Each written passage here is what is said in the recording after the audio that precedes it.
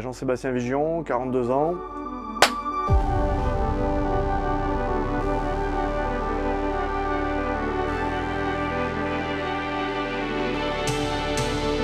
Il n'y avait aucune volonté, pour être clair, de créer Vigion pour Mosport. La première chose, c'est quand je fais mon retour moi-même après ma grosse période rallye, rallycross, que je vois cette histoire de Clio R3, que ça me dit allez, je vais aller faire ça, personne n'y arrive, bah, tiens, ça me plaît, je vais y aller. Et de là, on fait cette saison-là, et un jeune vient vers moi qui s'appelle Arthur Le Baudouille, et il me dit j'y arrive pas, il faudrait que tu m'aides, la Twingo, tout ça. Et je commence à lui donner des conseils. Et on fait ma dernière saison de Supercar, et Arthur est en Twingo, et j'aide à fond Arthur à progresser. Vigion pour Mosport, c'est pas une structure qui est toute l'année sur les circuits, ça fait vraiment que le rallycross. Ça ne peut pas vivre que du rallycross, donc c'est ce côté un peu particulier. Et du coup, je m'appuie sur des groupes de freelance, mais pas n'importe lesquels. Je m'appuie beaucoup sur Cédric Mazin, RS Solutions, qui me fournit tous les ingénieurs. Et je m'appuie sur GCK pour la partie technique proprement dit, les mécanos. On assemble toutes les bonnes personnes pour fournir aux pilotes tout ce que moi j'aurais aimé avoir dès le début, pour leur faire la plus belle enveloppe et qu'ils aient juste à conduire.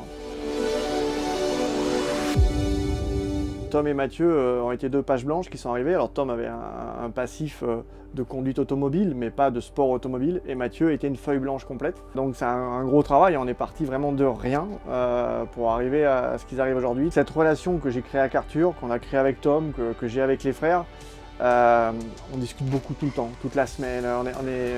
Souvent, on discute beaucoup de plein de choses. J'ai la chance d'avoir cette entre guillemets grosse expérience, d'avoir vu pas mal de choses. Et ils sont assez friands de mes anecdotes, bonnes ou mauvaises, mais c'est ce que je leur transmets. Voilà, donc c'est vrai qu'il y a une relation qui est pas une relation de client, pas une relation de... C'est amical avant tout, et on travaille bien, on travaille pour aller vite. Moi, je suis uniquement là pour gagner, rien d'autre. Donc c'est vrai que ça a créé une relation sans doute un peu différente.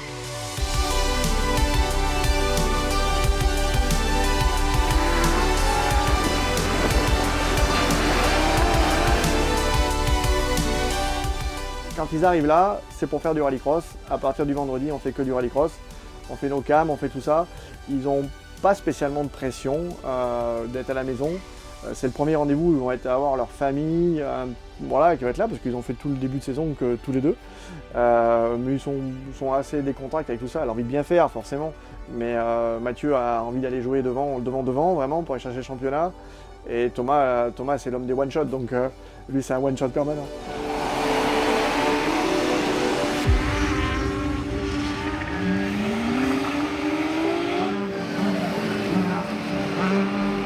Ouais, quel week-end. Tout le monde a répondu parfaitement présent, tout le monde a bien bossé.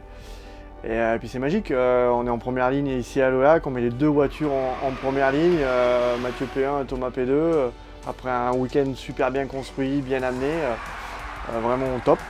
Et puis on conclut, donc ça fait plaisir. Voilà, c'est un peu plus, c'est un an après leur première course avec la voiture ici. Mathieu vient conclure, donc voilà, c'est vraiment bien.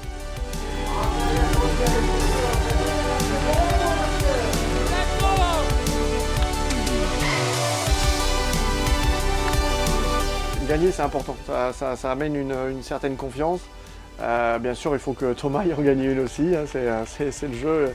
Avant la fin d'année, il a le plein potentiel pour en gagner une et je lui fais totale confiance là-dessus.